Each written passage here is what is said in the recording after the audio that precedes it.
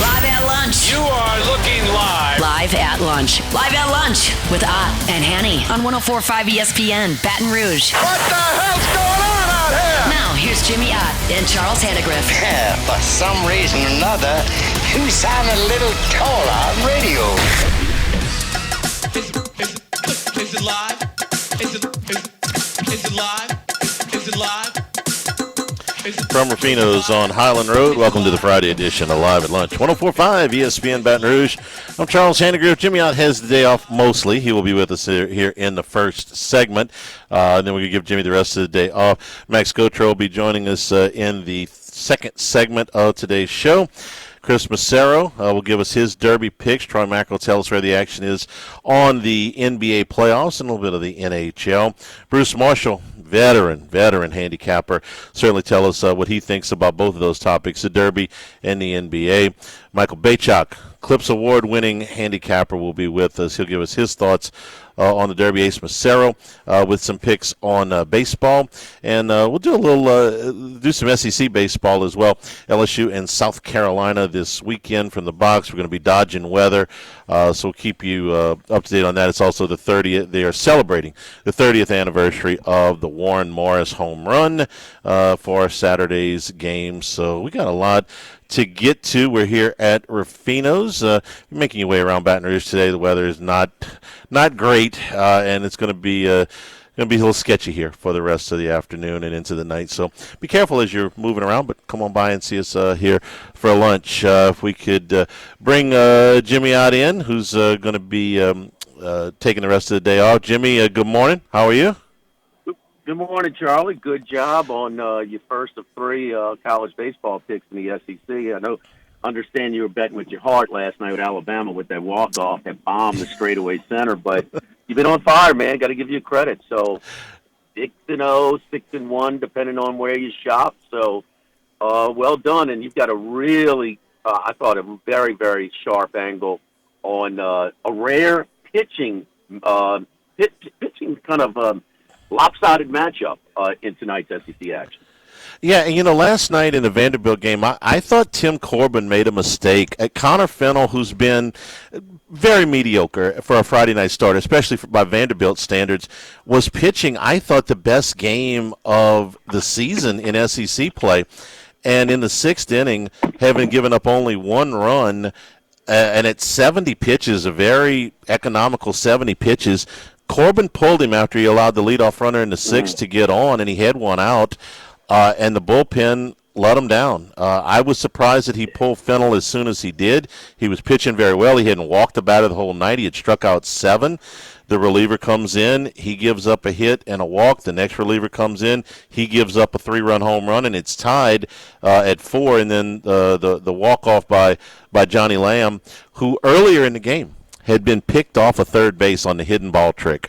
It really stunted Alabama's momentum. They were going to have first and third with nobody out, and Lamb just went to sleep over at third base. They got him on the hidden ball trick, and Vanderbilt got out of that inning without any runs scored, and then he redeems himself with the blast to straightaway center to win the game. I missed that. A hidden ball trick? Yeah, they got him. The third baseman, it was going to be first and third with nobody out, and Lamb was at third base. The third baseman faked a throw to the pitcher, who obviously never got back to the mound. And as soon as Lamb took his lead off of third base, the third baseman ran in behind him and tagged him. It was embarrassing, and it killed what was going to be. It was a really promising start of a rally for Alabama. Like I said, first and third, nobody out. But he redeemed himself. He hit it about, I'd say, probably 420 feet or so to win the game. So Alabama. It's one of my pet, Charlie, it's one of my pet peeves of just overmanaging, and it's predetermined game management. And, because, the pitcher had been mediocre this year, he was just hoping to get, before the game. But, again, what's happening in the game trumps anything you have predetermined, analytically, statistically, whatever. It was one of his better outings of the year. And so he overmanaged, and, just kind of there's no doubt. We'll take it. So absolutely. anyway, but more common more common in Major League Baseball. Where it's so much analytics. Analytics are an important piece, an important tool. You have to use them. But once the game starts, you have to prioritize what's happening in the game and not what you thought was going to happen in the game. And Alabama, who's got a top 6 RPI in the country, is now 11-11. The RPI, the Q1 wins, they're up near the top. They suggest top 8 national seed for the Tide, but the conference record does not. So they got to win some games. They have not announced a starting pitcher for today's game, which starts at 1:30 in Tuscaloosa. Jimmy, I'm watching the game. So Where would you have them? Say the season's over right now. Strong from RPI tells you they should be a national seed, but their record in the SEC, and again, they hadn't played Missouri and South Carolina, but probably in that 9-16 range. Hosting. Yes, if I had to vote right now, I would have them as a host seed, but not a top 8 national seed. That's where I would have them. Okay. I'm watching the game last night. I'm, watching the score scroll across the bottom. I wasn't really paying attention to Knicks and Hawks until I looked up. And I look at the scroll, and it's 72-22. I'm like, wait a minute. The Knicks are up 50? Biggest halftime lead ever in a playoff game. We had a profitable week on Otter Locks. This was not one of my prouder moments with the Hawks last night. But, the almost 38,000 NBA playoff games, the first ever where the team, where the visiting team got to 100 before the home team got to 50. I mean, oh, wow. I saw that score last night. I was like, what? And this is kind of, you don't know with the Knicks. Forget the in-season tournament, but they are playoff experience. They are dangerous. They got 2 really good weapons that can get their shot off whenever they want in Brunson and Towns. I mean, those guys that's a nice 1-2 punch, man. I'm wondering, about the change. I thought Thibodeau got a raw deal. So I kind of pull against him, personally. But, man, listen, there's a lot of things that come out of New York that are overrated, okay, especially when it comes to the sports teams. I know the Hawks aren't great, but damn, Charlie, that's a hell of that's a way to close it out, man, instead of playing with your food and forcing a Game 7 back home. Yeah, I did not watch any of the first half, but morbid curiosity, I had to switch over and watch some. And I'll be honest, I'll raise my hand as a dummy. I said, what's a halftime line when, the score is 83-36?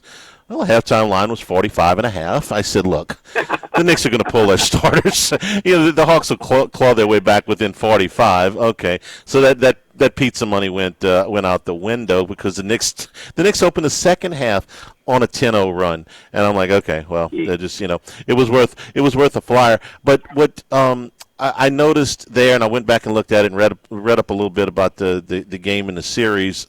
Karl Anthony Towns has 26 assists in the last 3 games, the 3 games that they won in a row.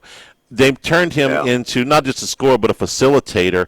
And they talked in the postgame about how the Hawks forced them to change what they were doing offensively. And one of the things they did was make Cat a facilitator. And for a 7-footer to dole out 26 assists in 3 games, Jimmy, that's not something you see all that often.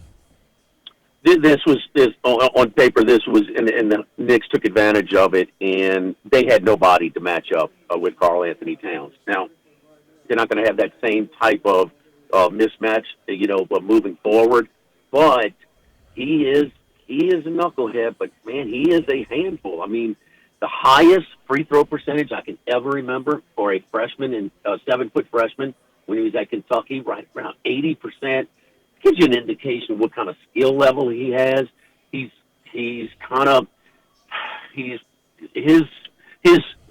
temper or his mental thought is questionable a lot of times, and it's the only thing counterproductive. But potentially, and now if they do this, Boston is going to have an interesting deal with who they match up with him. Keep in mind they always had Al Horford in previous series. Well, he's gone.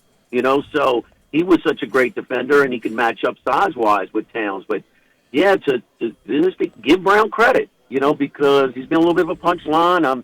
I don't really think he deserved the job, but, this is a nice move by them. And, if he just plays instead of all the shenanigans and all of being high maintenance, what he's a talent that is tough to deal with. If the Celtics make it to the next round, that is, because the story is you pointed out after Game 5, it's very easy to see. The Celtics, volume 3-point shooters, series is 3-3, Jimmy. In the 3 games that they've won, they shot right at 42% from three-point range. In the 3 games they lost, they shot under 30% from three-point range, including last night when they shot 29%. So you tell me if you can figure out if the Celtics are going to shoot well from three-point range on Saturday, because I sure don't know. It'll be a stay-away spot for me because the series seems just that simple, and I don't know how Boston's going to shoot tomorrow. There's no doubt. You're right. And, where the Knicks showed some playoff maturity and, just annihilating the Hawks last night and not forcing the Game 7, Boston has allowed Joel Embiid to come back. Speaking of big, talented guys that are head cases a lot of times, is Joel Embiid. But one thing about him is, I know that Boston would rather have him on the bench than available. Yeah. And so it wasn't so much him last night, but, yeah, man, Maxey can play with anybody. We know about that. The rookie, Edgecombe, he's capable. And then Embiid he is a talent. So all of a sudden, instead of just taking care of business before Embiid could come back in his series, and Game 7, it'll be on prime time after the Derby on NBC. So I know NBC's happy they got one of these Game 7s for Saturday to kind of bridge from their Derby coverage on Saturday night. And Paul George is playing well. Forget the suspension; all that's behind him now. Yep. That was a mess in the regular season, but he's playing well in this series. So it's a stay-away spot for me because I just don't know how Boston's going to shoot. But it should be a terrific game. And the T-Wolves close out the Nuggets by a dozen. Joker, and nearly another triple-double, but he was pretty blunt in the postgame. He says, we're not contenders, not contenders to go all the way. Yeah. He's, I know what a championship team looks like. I played on one, been an MVP multiple times. He says we're not there. The T-Wolves got to move on without Ant for the moment, but they do move on 4 games to 2. It's one of the 3 that I did get right last night, and I don't. The puzzling thing is, and I mentioned this early in the series. Denver's not right. They're not playing well. Joker's perimeter game has just escaped him right now. I mean, he's just. They're just playing so poorly, and and you throw in the reserve who turned starter, who scored 40 points, Demonsu from Illinois, and he was out last night as well. But this team hadn't played well. But Charlie, they had won 12 in a row at the end of the regular season on to the playoffs. Another reminder of this is a completely different sport from the regular season to the postseason. Got any thoughts about the Derby? We'll have lots of picks from our experts today, but any thoughts that you got? Yeah, stay in my lane. Lean on our experts, the guys who are way better at this than me. So, Ace has got some picks. He's throwing out his Derby picks as well. Macero, a very good handicapper. He'll be, of course, Michael Baychok with us as well, and Colucci yesterday. So, yeah, I'm going to try and collaborate, all of our contributors because I don't hold a candle to any of these guys. So I'm doing that. Charlie, the plus-minus stat in NBA or basketball, sometimes misleading. Is minus 44 good for Kuminga last night in the Hawks? No, that's not good. That was a bizarre game. Just an absolutely bizarre game. Jimmy, enjoy your weekend.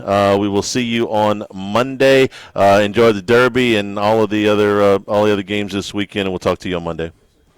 All right, Charlie. Take care. Have a great show. All right, thanks a lot. We're here at Rufino's. Appetizer features today. Chef Patrick's got the short rib egg rolls out today, the 12-hour braised short rib egg rolls, and the grilled filet tips with Worcestershire marinade and the cauliflower puree. Charred green onion relish on the charred filet tips. One of your appetizer features today.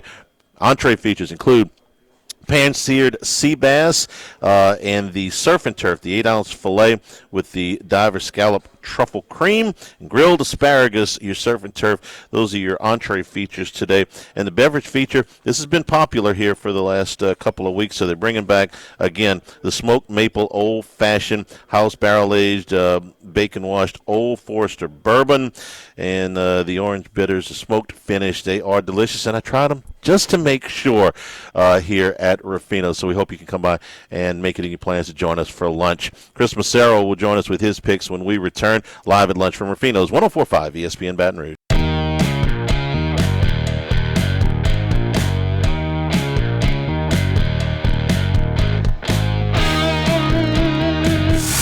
Live at lunch with Ott and Hanny from Ruffino's on Highland Road on 104.5 ESPN Baton Rouge. Remember, you can always get the show on demand, 1045ESPN.com, LouisianaSports.net, Handycast up on YouTube on LSU Baseball. It's brought to you by Supreme Rice, celebrating 90 years in business in 2026, supporting our Louisiana farmers. Go to SupremeRice.com. Let's go out to the West Coast and bring in our friend Chris Massaro. Chris, before I give you any grief about the Celtics, which you know I'm going to do, good to have you with us, and happy Derby weekend, man. Happy Derby weekend to you, Charlie, and the grief is accepted with a glorious smile on my face because I have been against the Celtics the entire series, and it's fine if they lose because I don't have many futures on the Celtics as I kind of screwed that up. I never grabbed the big numbers when Tatum was out, but that's okay because I don't think the Celtics are going to win Game 7.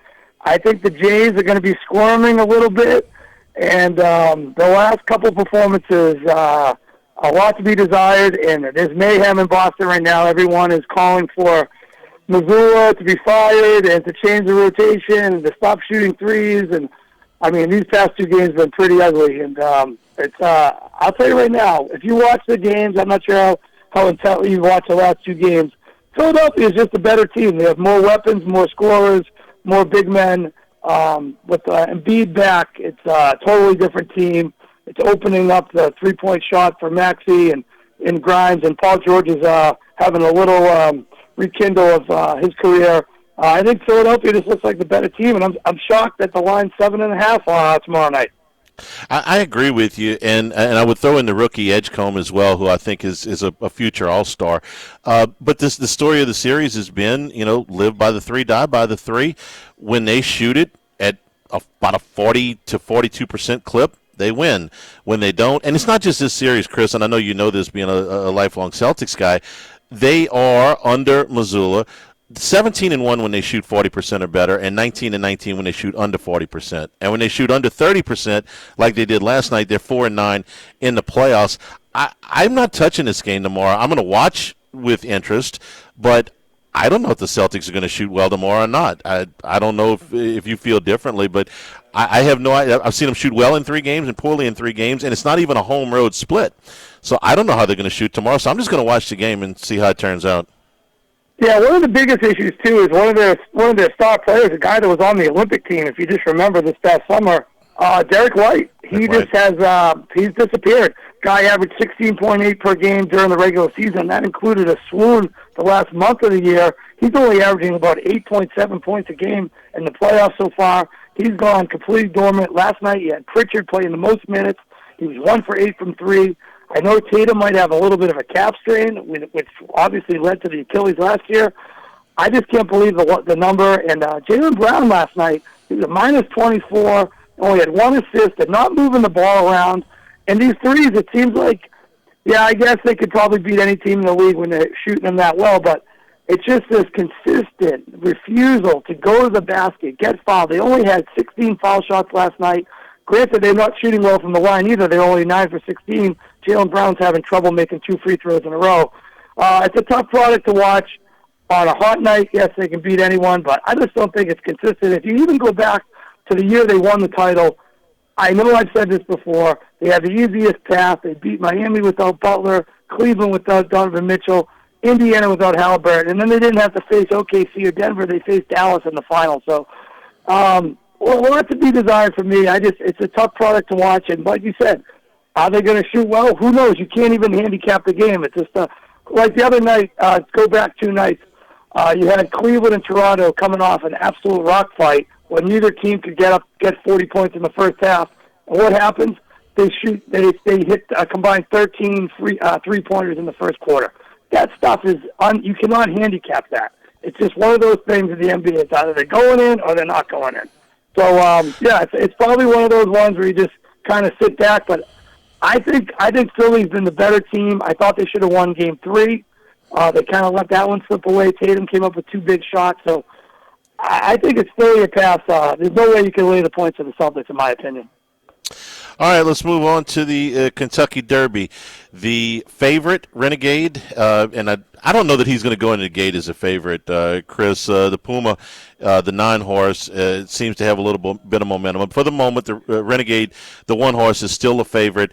I'm looking at 5-1 right here.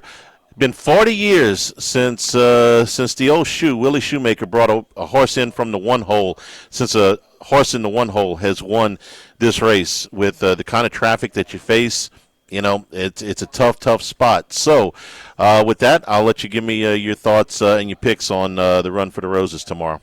Yeah, old 1986 Ferdinand from the 1 hole hasn't happened. Like you said, 40 years. That's a lot to overcome. And another problem is the horse's running styles. He likes to drop way back, so he's going to get crushed on the rail in the initial surge. Everyone trying to scramble to the front.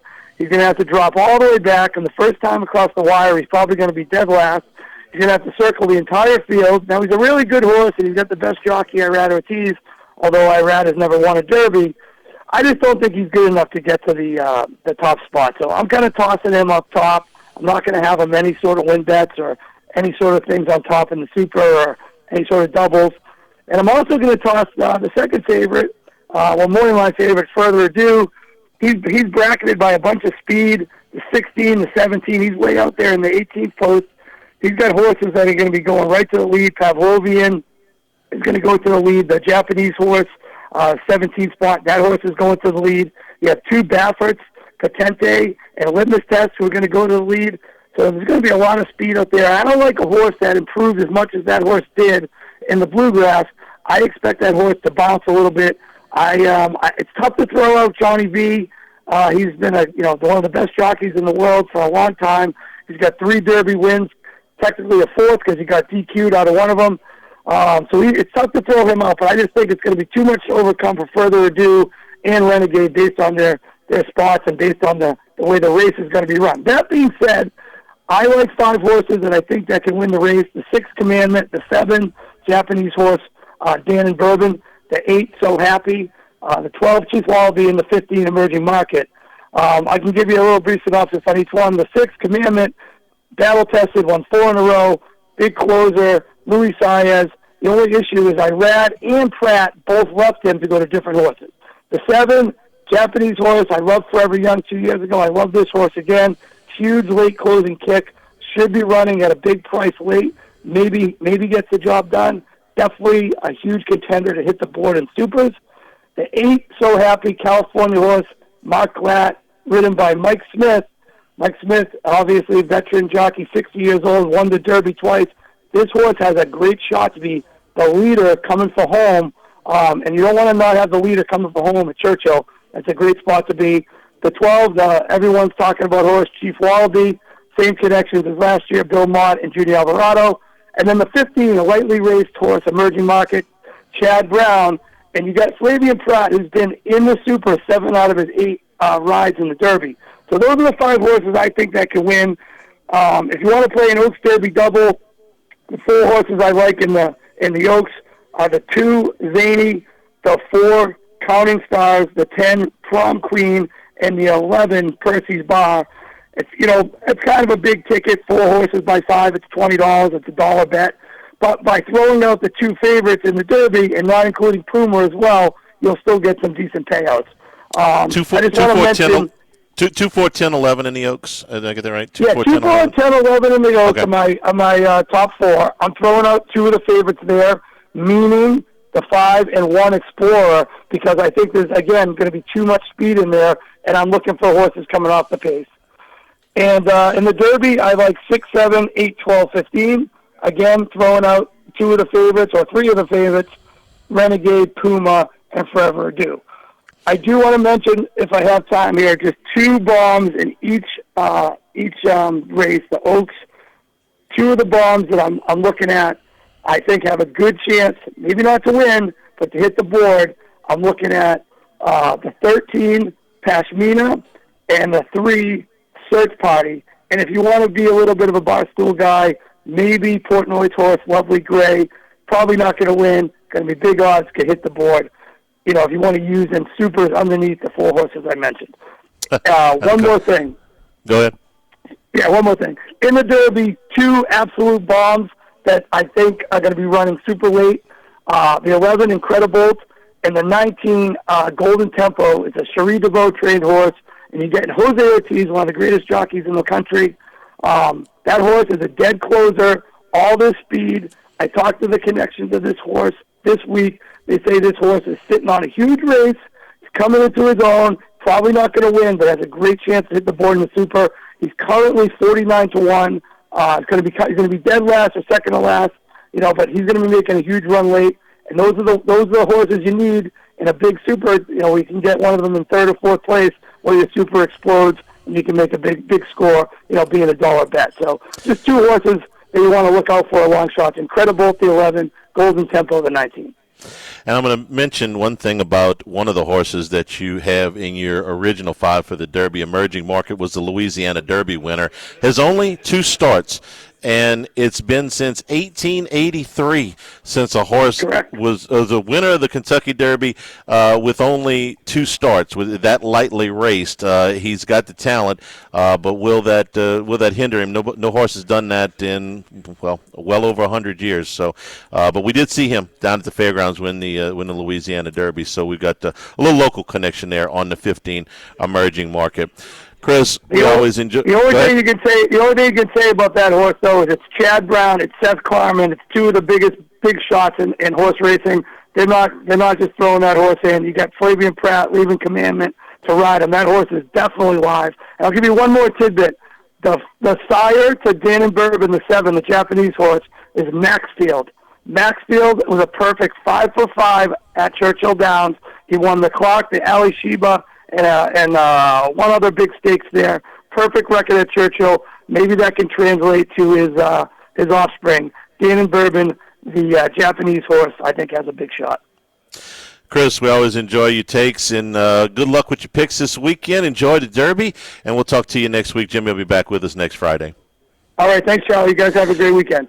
You too, veteran handicapper Chris Massaro. We're brought to you by Coastal Capital Advisors. You know, when it comes to retirement, you don't want a whole lot of surprises. You need those questions answered. When are you looking to retire? What do you feel like you need as a requirement to retire?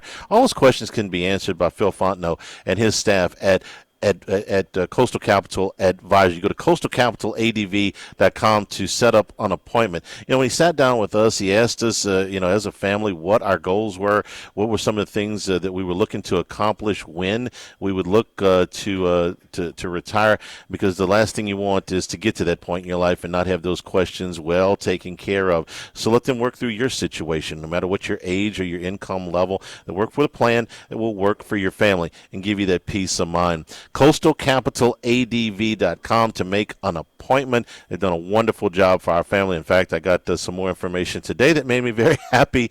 Encourage you to give them a look as well. coastalcapitaladv.com. Remember, FINRA, SIPC. Troy Macker from Bet Rivers will join us when we come back live at Rufino's, live at lunch, 104.5 ESPN Baton Rouge. Live at lunch with Ott and Hanny from Rufino's on Highland Road on 104.5 ESPN Baton Rouge. Jimmy, Charlie, and Troy. 3 best buddies sitting around talking sports bets. Let's welcome in Troy Macker from Bet Rivers. And before we bring Troy in, let me give you a schedule update just announced by LSU. Tonight's game has been canceled and moved to tomorrow. LSU and South Carolina will play a doubleheader tomorrow, 1 o'clock and 6:30 in their SEC series at Alex Box Stadium. So the inclement weather here in Baton Rouge has caused a postponement of tonight's game. Tomorrow at 1 and tomorrow at 6:30. Now let's bring in Troy. Troy, good afternoon, or good morning as it is. How are you? Yeah, I'm doing good. Thanks for having me on again. All right, let's talk about these NBA playoffs and where the action. For the Celtics and Sixers, I've thrown my hands up and said I'm just going to watch tomorrow's game. because trying to figure out if the Celtics are going to shoot well or not from three-point range, which seems to be the biggest factor in this series, has been a fool's errand. Both teams have won on the road. Both teams have won at home. Both teams have won close. Both teams have won comfortably. So you tell me where the action is on the Game 7 tomorrow. It'll be exciting, but I couldn't possibly offer you a great angle other than, is Boston going to shoot well? You know what's a little bit interesting, and first we'll look back at Game 6, is and I've kind of been out on the NBA this playoffs. I haven't been as dialed in as in recent years, but I'm a bit surprised that only 53% of the money and 55% of the tickets were on the Celtics in Game 6.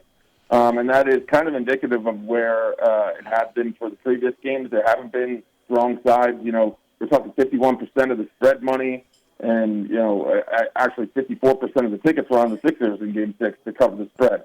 And even the over-unders were in the 50s or 60s. So, yeah, usually in the NBA with live betting as well, you get percentages that are going to be in the 70s. And especially with how public some teams are and how aggressive people are to fade teams coming off of losses, going back home in the playoffs. I'm just a bit surprised that it was so even when I think, I have higher views on the Celtics than I do the 76ers. Looking at Game 7, right now, we have far more money on the Sixers than we do the Celtics. About 69% of the money is on the 76ers, 58% of the tickets, and that's in the outright. And then put on the spread, we're looking at 67% of the money and 88% of the tickets on the Celtics to cover.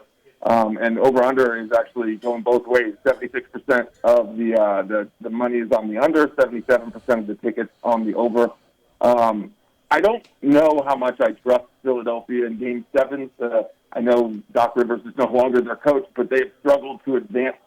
This seems like a spot where they come up short. But, a healthy Embiid changes that.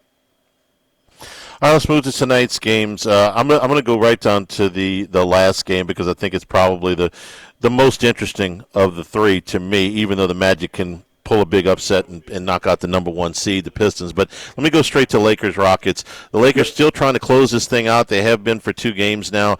No Kevin Durant in Game 5. The Rockets won anyway. No Kevin Durant in Game 6 tonight, where Houston is a 3.5-point choice at home to move this thing to a 7th game. What do you think, and where's the money?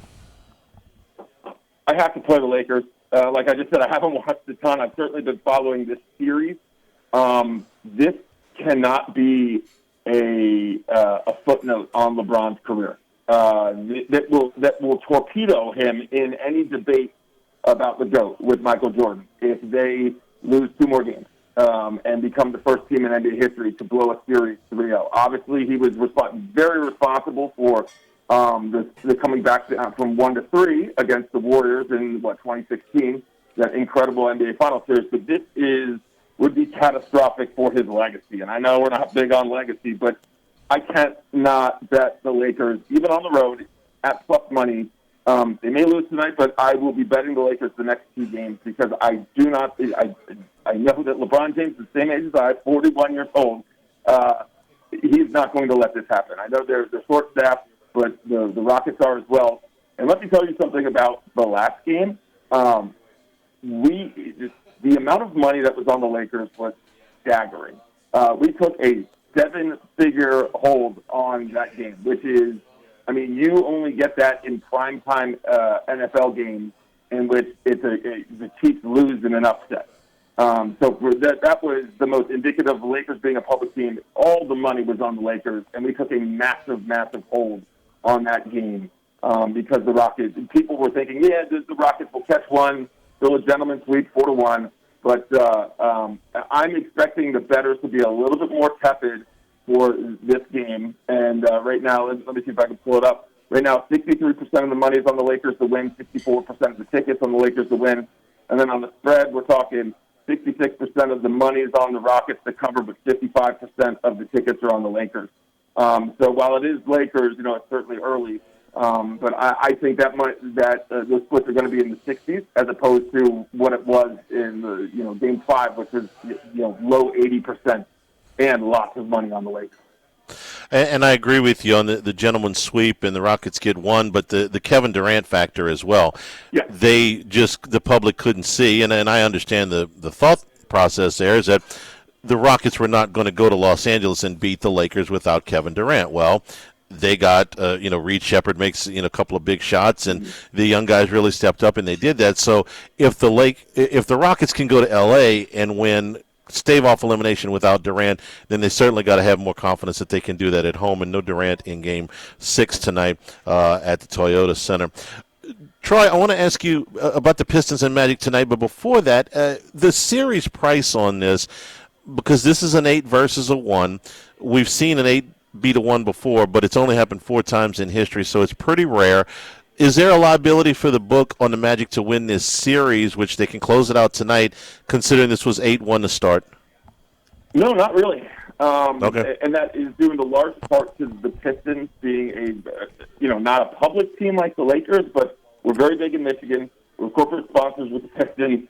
Our banners are all over that arena. We take a lot of Pistons action. And, people have been very high on the Pistons and the Spurs in futures in the last month of the season leading into the playoffs. So not a lot of bettors on the Magic.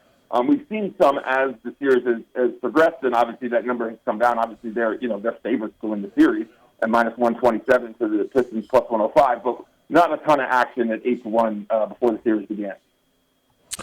All right, then tonight's game, Detroit is a 3.5-point choice on the road. This has been a bad matchup for Detroit, trying to stay in this thing. Banchero and Cunningham put on a show the other night. Where's the lean tonight by the public? So a little bit split. 65% of the money's on the Pistons win outright. 54% of the tickets are on the Magic.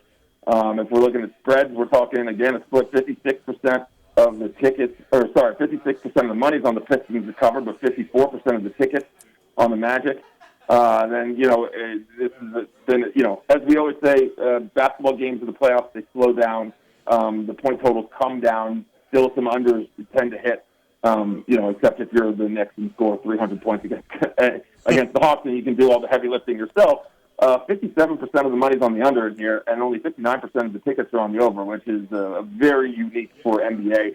Obviously, as we get closer to tip-off, you'll see far more tickets come to the over, simply because everyone likes betting the over, and NBA points are, always scored. Very interesting game. I would be shocked if Detroit loses this game, but I also wouldn't, because they have not performed well, and as to your point, this has just been a very, very tough matchup for them. But anytime I get a chance to watch Kate Cunningham and Paolo Banchero, two of the best young stars, I had so much fun watching them in college in their 1 year. So this has been a far better series than I think most people thought. And honestly, let's give the Magic a lot of credit. They're not a team anyone talks about outside of Banchero, and I think you're going to have to start talking about them going forward if they pull off this upset, and not just forward in the playoffs, but forward next year as a team that's really on the rise in the Eastern Conference.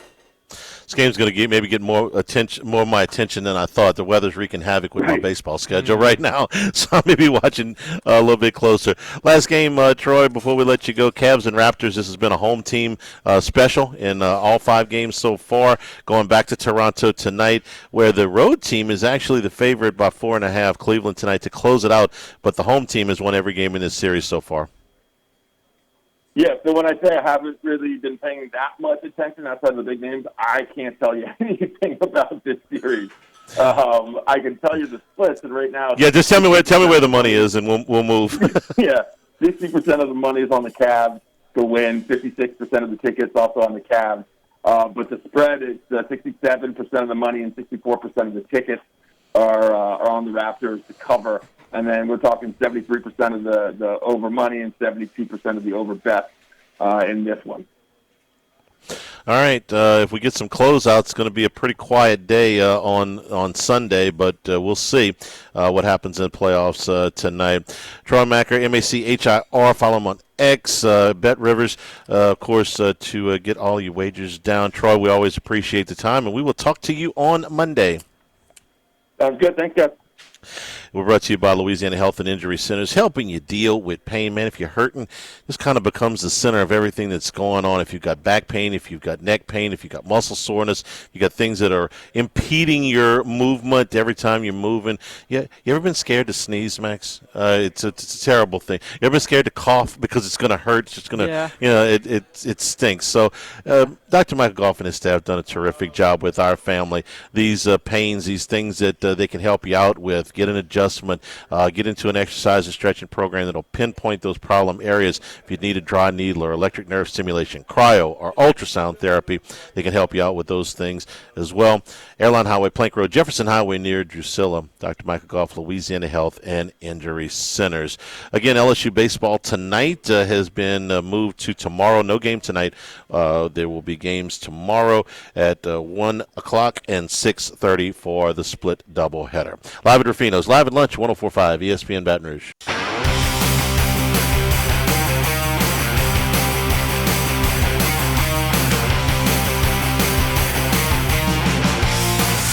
Live at lunch with Odd and Hanny from Rufino's on Highland Road on 104.5 ESPN Baton Rouge.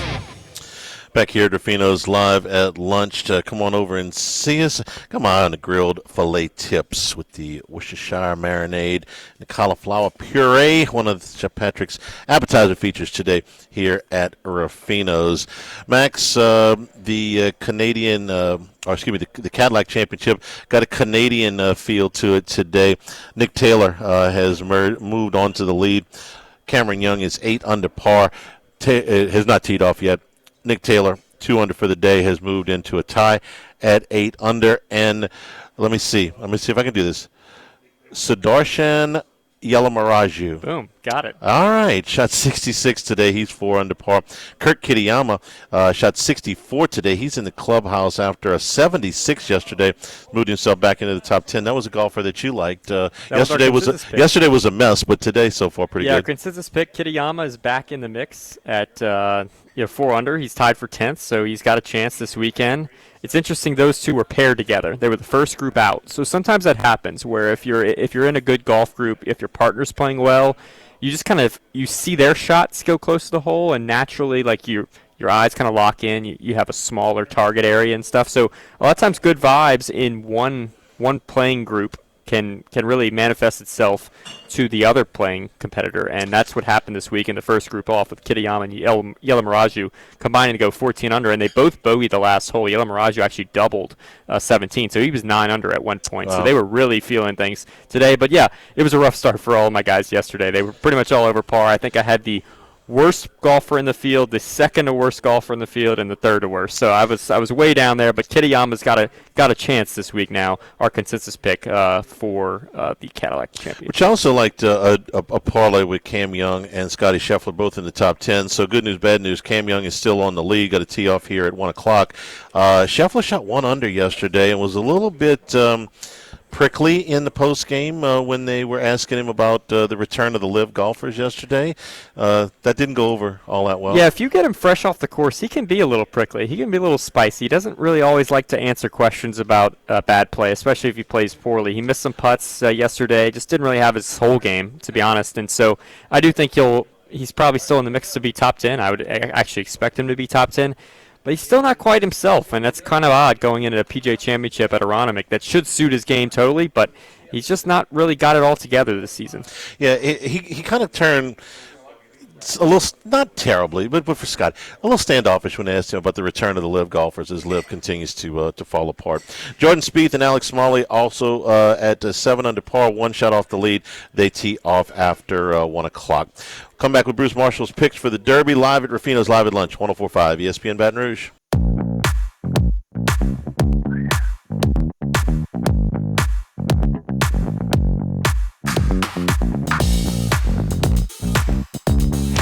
He's out there somewhere in the world.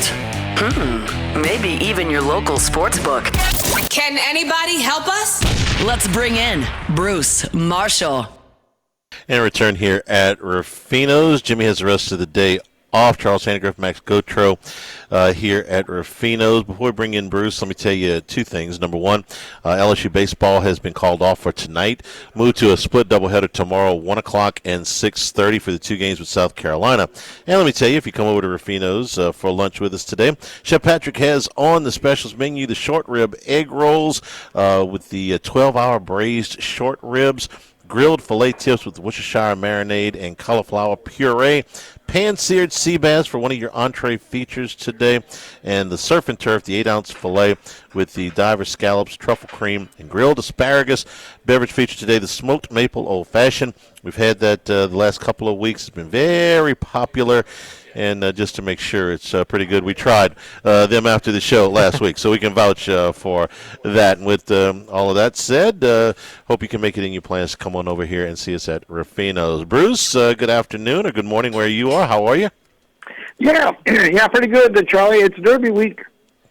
It is Derby week, and there's some real interesting I think storylines here for us. First of all, we got the favorite in the one hole, where the favorite or the horse out of the one hole has not won in 40 years since Willie Shoemaker and Ferdinand back in 1986. We've got the Louisiana Derby winner in Emerging Market, the 15, but only 2 races coming in. The winner has not had that light of a race schedule since the 1800s.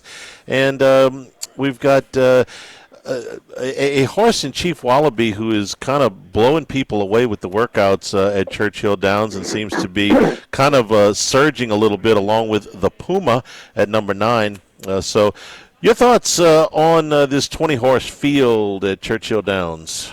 Well, that's the kicker always for me, Charlie, is a 20-horse field. I mean, I grew up watching races of 6- and 7-horse fields, as you guys probably did.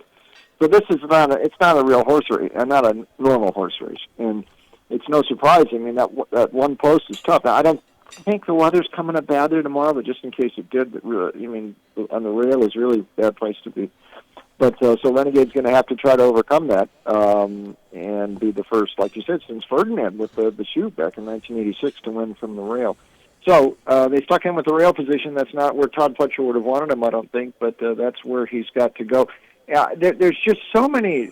There's so many different ones here. I always look at Baffert, though he's got a couple of longer shots in here.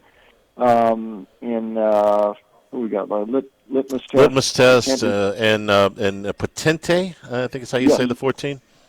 Yeah, Patente, and so I'd always want to put a little something on one of the Baffert horses there because he's done he's won a couple Triple Crowns. He's won the Derby before, so I think that might be pretty interesting there. But it looks like this is sort of a wide open field because a lot of people seem to think the semi-long shots, the 15-1 or so shots have a chance. So I'm reluctant to make a pick other than say I would watch. I put a little something on those Baffert horses just to see if they could sneak in. Yeah, it's always so tough to. What kind of trip are you going to get? And it's very difficult. The one horse, if Renegade is the best horse in the race, and he's the favorite, you've got a choice. Irad Ortiz can run him to the front, which I don't think he's going to do, and you use up a lot of horse trying to get to that first turn without running into traffic. Or you can try to hang back and wade through this stampede going to the first turn, and then you're more than likely going to have to circle the field. So your choices aren't great there. And Ortiz is arguably the best jockey going right now. But that's a heck of a thing to ask of him to try to navigate that out of the one hole. Yeah, it is. And you mentioned that swinging wide there. That is against the, against the strategy of a lot of jockeys to do that. I remember, but way back in the day, Bobby Usher used to do that. He would go way the heck wide. He did that with Proud Clarion in '67. Way that he was out there, halfway across the track. He just did not want to get stuck in traffic. He thought he had enough horse. He didn't mind going wide and letting him take a run. A lot of jockeys, though, just keep trying to jam it through the rail. And in this race, like you say, the 20-horse field, it's very, very tough. I do agree with you. It looks like Renegade is the best horse, but lots of times that doesn't matter in the Derby because of the trip, like you say, with 20 horses. That can change things a lot. The one other overarching thing I always these days, and this is nothing new, but I think it's more pronounced now. And this is what bothers me about horse racing. We've got these. What if Renegade wins, one or two of these races? He's going to retire in the summer. Maybe they let him run to the Breeders' Cup, but you've got about a few months window here to enjoy maybe a great horse, and they're gone. They're off to stud. And I think this horse racing has, and this is not new. I mean, I go back decades with this. But when you get your superstars out there, and they're not geldings who can keep running, we got a few months to enjoy them. And I think the horse racing sport itself is poorer for that. Yeah, I agree with you. I'm trying to remember the name of the gelding that was one of the contenders a couple of years ago, and I thought, well, if he wins, at least we get to see him race a little bit more. I generally, with the Derby, throw the favorite out, and I throw the one horse out. This year, that's the same horse. If Renegade wins, tip your cap. But I'm gonna be putting my wagers somewhere else. Let's move on to the NBA playoffs. Bruce, last night the Sixers beat the poor shooting Celtics again to force a Game 7 in this series. It's been pretty down the line. If the Celtics shoot well, 40% or better from three-point range, they win. If they don't, they lose. So I don't know how to handicap that for tomorrow. Maybe you got a better idea on Game 7 between Philly and Boston. Yeah, I mean, Boston, it's pretty clear. You're right. I mean, that's their MO. That's what they do here. And I think last night, again, we saw a clear indication. This is sort of the old versus the new, style-wise at least. Philadelphia, a lot, traditional, an inside-out game using Maxey and Embiid to go on the attack. I mean, they shot some threes too, but they generally work their offense a lot differently. And Boston is just shooting a lot of threes. They shot a fewer threes last night than they have in other games in the series, but again, under 30%. We've seen that throughout. And they're the analytics darlings because they like to shoot threes so much. Boston is different than other teams because sometimes they do it so well, like you said. And they've got five guys who could really shoot. You've got Tatum, you've got Brown, you've got Derek White, you've got Pritchard, and Vucevic off the bench. And the risk is there are some nights, though, when all those guys go cold. And it's like a baseball team where everybody's trying to hit homers, and when they don't, the offense can slump. And that's just pretty much basically what it is for Boston. Usually, though, they have at least two guys who are shooting well, and that's usually enough. The one thing that I thought was odd about last night, Boston has generally not had two bad shooting games in a row like that. I mean, you go back a couple of months, they had only lost back-to-back games once in the last 3.5 months prior to last night. And it almost is pretty similar against the point spread, too. And even in this series, at Game 3, a lot of people won that one with Boston that moved from 6.5 to 8.5. They usually don't lose two in a row against the spread either. But all of a sudden now they have lost back-to-back. I kind of think they'll bounce back in Game 7. And I would probably back them again, but I'm a little more reluctant. There's a little more risk with Boston because this is happening more often than not. Also, they've lost 12 games at home the last 3+ years in the playoffs. They've only lost 8 on the road, so it didn't work last night, but they've generally played better on the road than at home in the playoffs. That's a little bit more of a risk. I like them in Game 7 just because of the track record, but I'm not as strong on this as I would have been earlier. Bruce, we rely on you for historical perspective on a lot of things, so I got to ask you about the Knicks-Hawks last night. Because if you don't watch the NBA during the regular season, and we don't watch very much because Jimmy and I are equally disgusted with the product, but the playoffs, hey, everybody's interested, everybody's going to play, everybody's going to give it, a strong effort, you would think.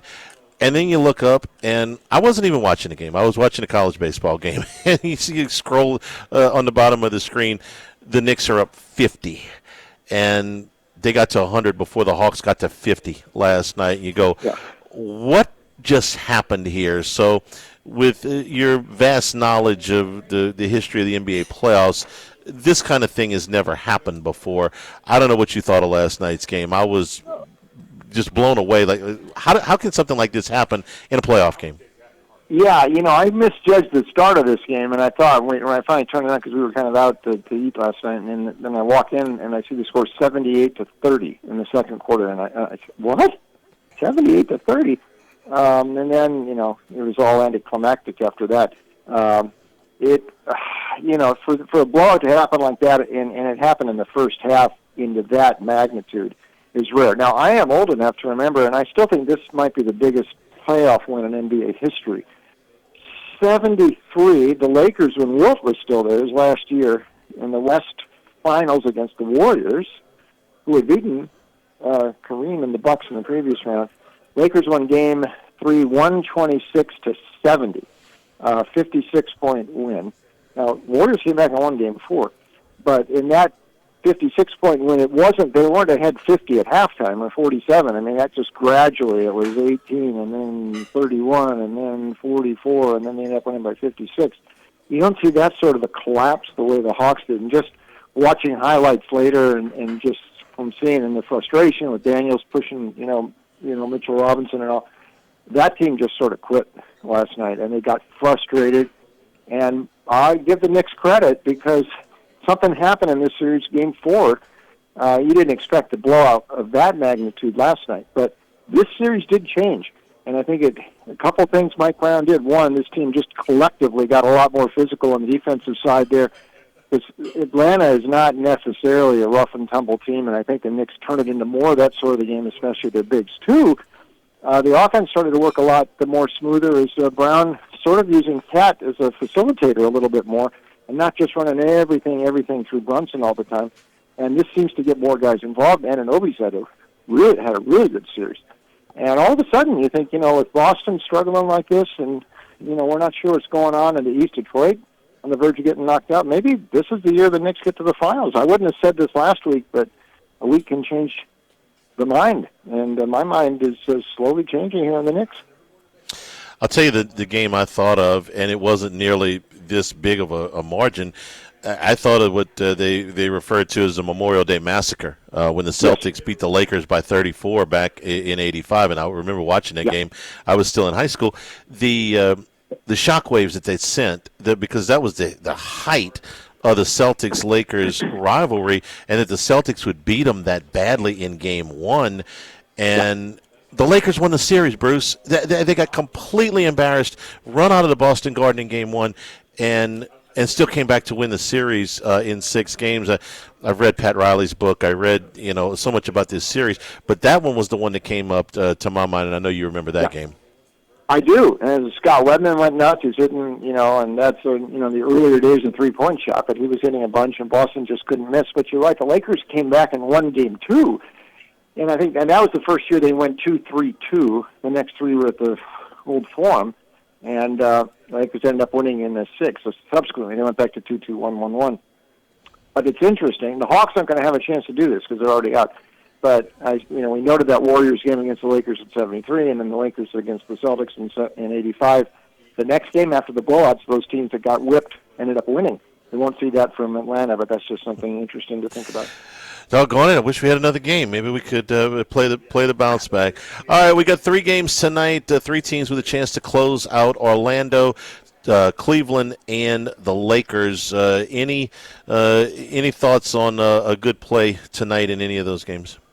I think I'd give Orlando a shot, though. They're going to have to do it without Franz Wagner again, and he is their most refined offensive element, although Montero really had a big game. He and Cunningham had quite a shootout in Game 5. But I think Orlando can get there. I think they can do something what Minnesota did last night to Denver, because Detroit, I considered that effort in Game 5 an outlier for Detroit. They just needed Cunningham to go off like that. They're still not shooting threes all that well. And when I say that, this is a little bit different than the Boston thing, which is just a total over-reliance on threes. You still have to be able to shoot from the perimeter somewhat, especially for Detroit to sort of open up a chance for Cunningham to get to the rim. If the other guys are not shooting that well, and that was the case in the first 4 games in this series, especially that Game 4, Cunningham has more trouble getting to the rim, and they still didn't shoot threes all that great in Game 5. It was just Cunningham having this incredible night. I don't think they can count on that again, and these other guys have just not been able, whether it be Mitchell Robinson, or Duncan Robinson, or LeVert, or even Tobias Harris. They got to shoot, and this gives Detroit a chance. And listen, Wendell Carter's also done a pretty good job this series on Jalen Duren, keeping a body on him. It limits his effectiveness around the hoop, and it also limits the effectiveness of that screen roll of Cunningham. I think as long as Von Carroll has another good game, and one of the others, maybe it's Desmond Bain, comes big, I think Orlando wins. Probably an under, even though it wasn't under in Game 5. A lot of unders in the playoffs, that's why probably an under in that one. I do not know what to think about Toronto and Cleveland, so I won't even speculate upon that one. I do think the Rockets can push this to their 7th game, though. They should be in a position to close this out. I can't still believe they lost Game 3. But it seems like, they've kind of stumbled upon something that works against the Lakers here, that the Lakers, even getting Reeves back, he was a little bit rusty, and the Lakers just are playing this, they played over their heads, I think, the first couple of games, and LeBron was just at his very best, but he still needs the supporting cast. You got the Hachimuras and Marcus Smarts and Ayton, and these other guys are going to have to step it up. And Houston seems to have figured out a way to play without Van Vliet, who's been gone all year, and I think that's been a problem for them because they don't have a real point guard. But they've kind of figured out a style that works, and probably slower. I mean, this series hasn't been under every game, but more often than not has been, and I think I'd look under in that one tonight as well. And I think Houston forces a Game 7. Didn't have Kevin Durant in Game 5, 1. Don't have Kevin Durant in Game 6 tonight. They'll try to send this to 7 games in the Lakers and Rockets series. Bruce, enjoy the Derby tomorrow. Enjoy the weekend, and we will talk to you next Friday. Okay, thanks much, Charlie. All right, Bruce Marshall. With that, we'll tell you that the Thibodeau store has Mother's Day gifts. That's right, Mother's Day right around the corner. So you think about a hardware store, you think maybe about Father's Day gifts, and certainly they got that. But some custom Cypress furniture, if you're looking for a unique gift at the Thibodeau store, rocking chairs, hard chairs, benches, gliders, swings for the backyard, all of these things, Cypress furniture at the Thibodeau store, 900 St. Patrick Highway in Thibodeau. If you're getting the yard together, major discounts right now on lawn and garden equipment, and that includes your outdoor patio furniture right now, and of course always your outdoor cooking equipment from the Thibodeau store. The Pierre Part store, Highway 70 in Pierre Part, and then it open in LaRose and Lockport. Lumber delivery now available starting today out of all 4 properties, lumber at all 4 properties. The delivery out of Lockport and Pierre Part. So if you got a building project, get your lumber from the Thibodeau store. Again, delivery is available as well as expert advice. Don't do it yourself without getting an expert's opinion from the Thibodeau store and their great staff. They'll be able to save you some time, save you some money. You're not using equipment that you don't need or techniques that are not going to get you where you need to go. Thibodeau store. TheThibodeauStore.com is the website. Get to all 4 sites from that one selection. Live at Rufino's. Live at lunch, 104.5 ESPN Baton Rouge.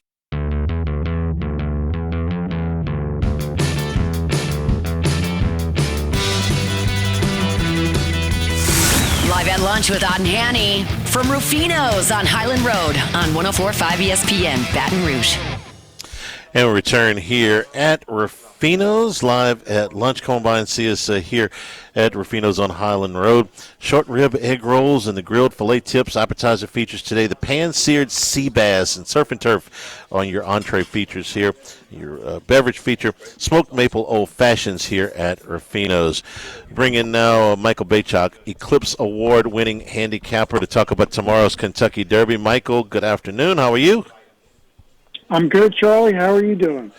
Doing great. Looking forward to this race tomorrow. We got some storylines in here with the favorite in the one hole, the Louisiana Derby winner, lightly raced in this thing. A Japanese horse that some people are paying attention to, and a lot of contenders that have got a real legitimate shot tomorrow, Michael. So I'm going to let you talk here for a minute and tell me how you see the race. Let me talk. Well, I mean, it's a typical Derby, Charlie. It's probably 5 or 6, horses at the top that you can't really separate except by post position or how they're training. And you got another 6 or 7, that are contenders, and then probably got about 5 or 6 that are, just throwout. So I heard you and Bruce Marshall talking about Renegade. There's no question Renegade is the most accomplished, best horse in the race. Looks best on paper. But that one post position is just it's a tough one, right? It's a tough one. I mean, I must tout my own horn. I had the last winner in 1986, Ferdinand, when Willie Shoemaker. I was there actually for that Derby. Had a big price, and he just found a hole on the rail. 17 to 1. He sure right? was. He sure was. It was one of my greatest handicaps of all time. So I would put it in my top 3, no question. And so you really have to demand a price on any horse that's on the rail, and I don't think we're going to get a price on Renegade. So you gotta look elsewhere. Seems like. I'll talk a little bit about the Japanese horses. I've always been a big proponent, and we got Forever Young almost there a couple of years ago. He's turned into just an absolute, beast of a horse from Japan. And I think one of these years, those Japanese horses are going to win. And this year it could be that 7-horse, Dannon Bourbon, who's undefeated, who looks really good on the track. He's picked by somebody that I really respect as a handicapper and a workout person. So he's going to be a long price. And then I got to mention, there's a very, very strong Baton Rouge connection this year to 2 horses in the Derby. The first one is the 2-horse Albus, owned by Pin Oak Stud, who is owned by the Bernhard family right here in Baton Rouge. Jim Bernhard, who passed away tragically last year. But his wife Dana and his son Ben run Pin Oak. And the other horse they have 2 horses in the Derby, which is really incredible, is Incredibolt. And Incredibolt, when I saw this horse run at Churchill Downs in October, I said, this was my Derby horse. And he subsequently comes out I think he dropped out there. He was, we'll get him back. He was talking about Incredibolt. That's the 11. The 11. He's won 2 races at Churchill Downs, and he won the Virginia Derby. I know that's what Michael's going to talk about when he comes back. It was a really impressive win in the Virginia Derby, and I think that's why he is a big fan of Incredibolt, who was a morning line 27 to 1. So I know that is one of the horses that he likes, along with Chief Wallaby, who's a Bill Mott horse. Mott's won 2 Kentucky Derbies, and Chief Wallaby is one that has had incredible workouts at Churchill Downs over the course of just recently here. So I know that Chief Wallaby is, who is morning line 9 to 1.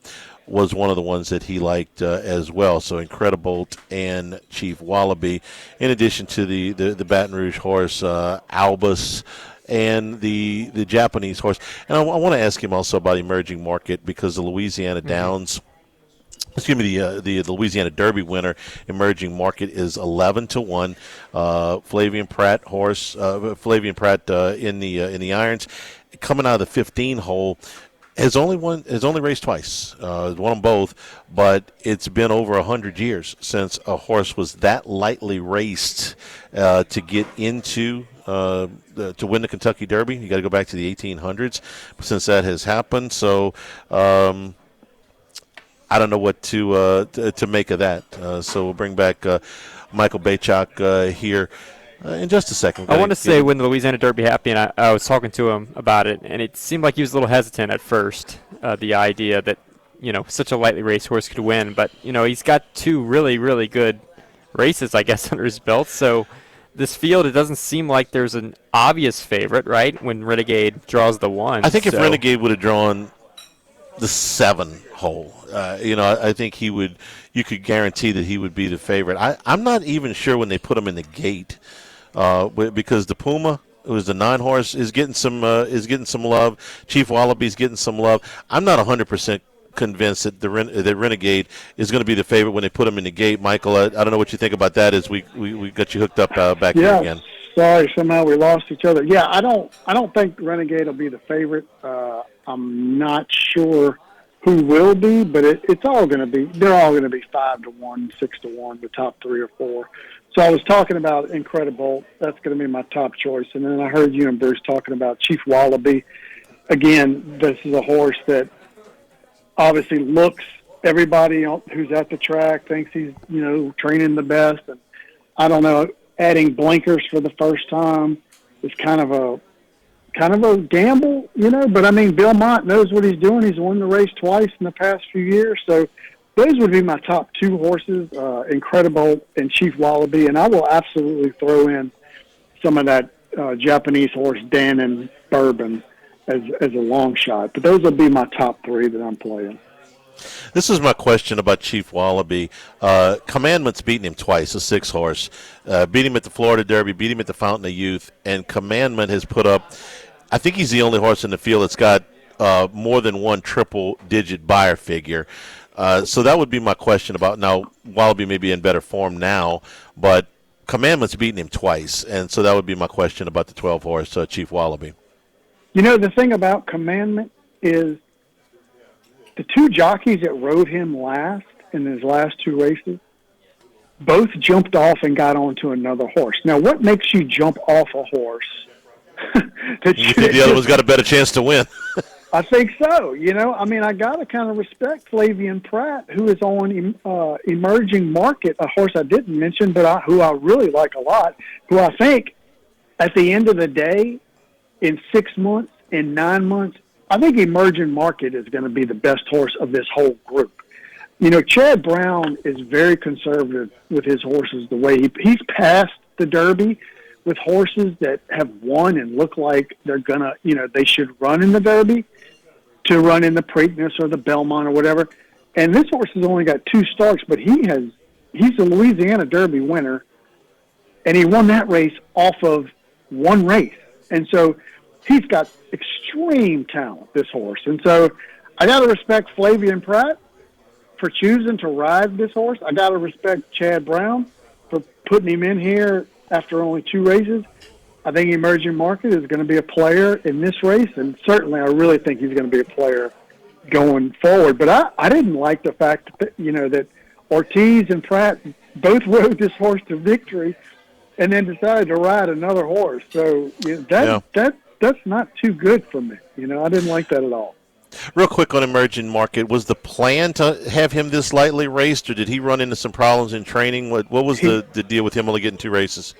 So he has been in training for a long time, but he from what Chad Brown said, just as he was getting to the races, he would have an issue, small issue, and they just stopped on him. And so he's been in training. He's got a lot of miles under him.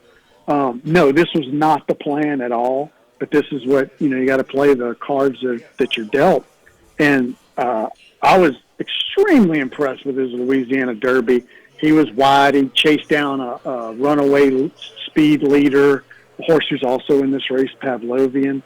If he improves off of that race, he's likely to win it. And he's only had 2 races, so can he win it and improve? Sure.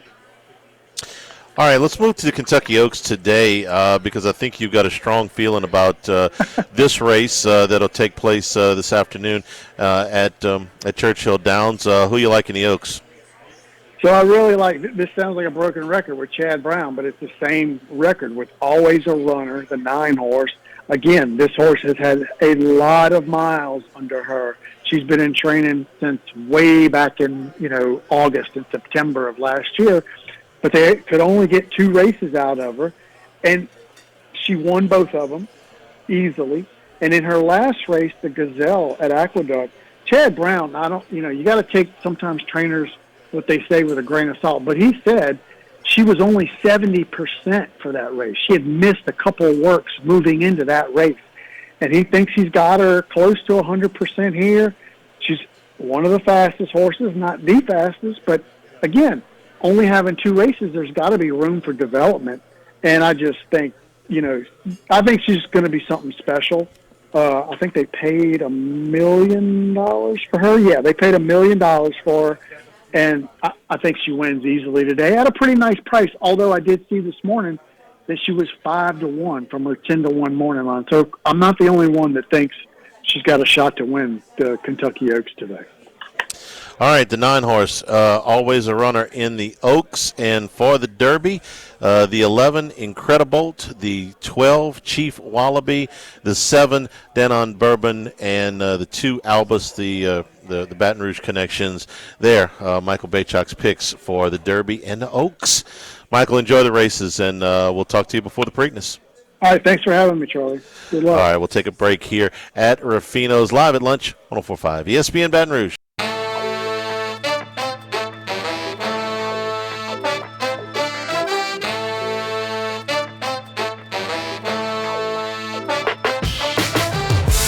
Live at Lunch with Odd and Hanny from Rufino's on Highland Road on 104.5 ESPN Baton Rouge.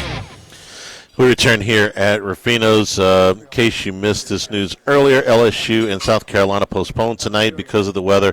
They'll play a split doubleheader tomorrow at 1 o'clock and at 6:30 at Alec Boggs Stadium. Let's go up to New York now and bring in Ace Seminara, veteran handicapper who has been smoking of late. Gave us a baseball pick on Tuesday. Yankees and Rangers under 7.5 came in easy. Gave us the Spurs that night as well. Also came in easy. Ace, good afternoon. How are you? Doing fantastic, and I will own up to the one loss we had. As the song goes, 2 out of 3 ain't bad. We did have the one loser with Carl Towns not scoring enough points. But, yes, 2 out of 3 on Tuesday night. Continue on our hot run in baseball, 7-1 on the free picks on air in baseball. And if I can, Charlie, I'd love to offer all your listeners an opportunity to get in on my free pick service. All they got to do is text the word free picks to 631-805-6165. If you're driving in your car, punch it into your phone, 631-805-6165. You text the word free picks there. No hassles. Every morning I'll text you my top-rated free picks. Text the word free picks to 631-805-6165. All right, Tuesday we had you had a baseball winner and a basketball winner. You got a baseball pick and a basketball pick tonight. Let's start with the basketball game. Cleveland and Toronto in Game 6. This is a game. This is a series where the home team has won every time in the series so far, and so they go back to Toronto tonight for Game 6. Yeah, and after 5 games, you start getting sick of seeing that other guy across there, and it's really all about adjustments. And I really believe in this series so far. Coach Rakovic, Darko there, he's gotten the better of Coach Atkinson. Nobody would have expected them to even be in this position, in Game 6. But what they've done is they've isolated anywhere Harden is on the floor. And whether they got to set a screen or a pick and roll to get him in a situation where he's the defender, come on now. He can't cover me, and I'm 60 years old and out of shape. But listen to me. Right now, it's very simple. At home, you've got to defend your home court. As you mentioned, 5-0 so far in this series. So at 4.5 right now, this spread last night, I saw it drop down to 3.5. I jumped on it at 4.5. I would advise Toronto, grab the Raptors at home plus the 4.5. They're going to be absolutely revved up to get that series back to Cleveland. And worst comes to worst, you're getting 4.5 points. I can't see them losing by more than that one possession. It's been one of those kind of series, but especially at home, give me the Raptors plus the 4.5 and Darko to out-coach Coach Atkinson one more time again. And just keep an eye on that. How many times Harden's on defense? Literally just lost. And anytime he's on defense, they're not pulling up. Just take him to the hole. He has nothing left. He absolutely is so slow right now at this point in his 17-year career. It's past him by now. So they're going to take advantage of that. Give me the Raptors, a desperate team, plus the 4.5 there, Charlie. All right, let's move to Major League Baseball game tonight. Braves and the Rockies. This is a 7:40 local start from Coors Field. Holmes and Quintana, the starting pitchers, but you're looking at the total in tonight's game. Yeah, obviously, when you're looking at a total and you're speaking about Colorado, the elevation, Jose Quintana, 12 career starts against Atlanta, 4-6, 6.39 ERA. Not very good at all. All right, and that most of those games, they were winning either with Milwaukee or the Mets. not when he's now in Colorado with that thin air. And they got guys bashing the ball. Matt Wilson with 9 homers, Baldwin with 7 homers, Albee having a tremendous season, batting .320 and 7 homers. And then the outfielder, Michael Harris, with 6 homers as well.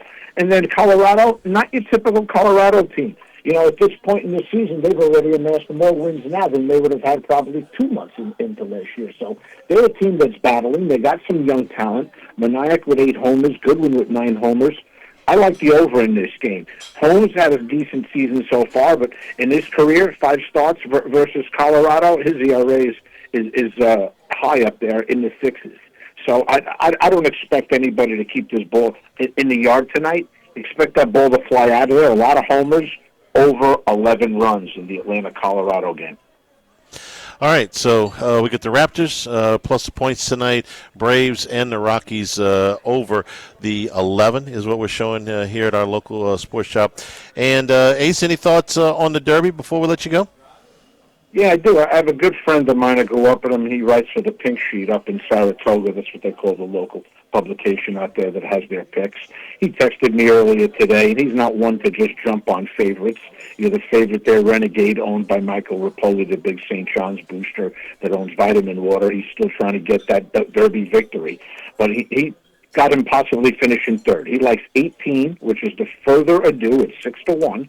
Okay, with a veteran jockey on board there, John Velasquez, at 6-1 odds. The 12-horse Chief Wallaby, followed by Renegade third, the 1-horse, and then the 6-horse Commandment. Okay, finishing up fourth. So 18, 12, 1, 6. Further ado, Chief Wallaby, Renegade, and Commandment.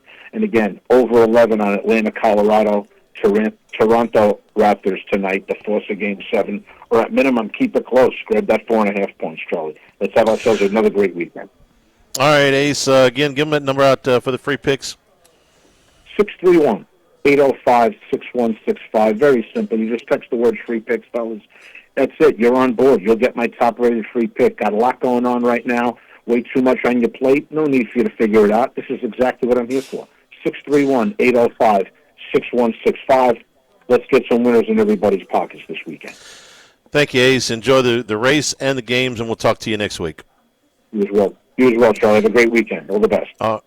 The LSU baseball game we told you is moved to tomorrow, 1 o'clock and 6:30. The softball game has also been moved. That game will now start. The doubleheader will now start tomorrow at 12:30. I'm sorry, Saturday doubleheader, yeah. Series finale at 4 o'clock. So 12:30 and 4 tomorrow for softball, 1 o'clock and 6:30 for baseball. As the bad weather moves in here to Baton Rouge. We'll take a break, come back, wrap things up live at Rufino's. Live at lunch, 104.5 ESPN Baton Rouge.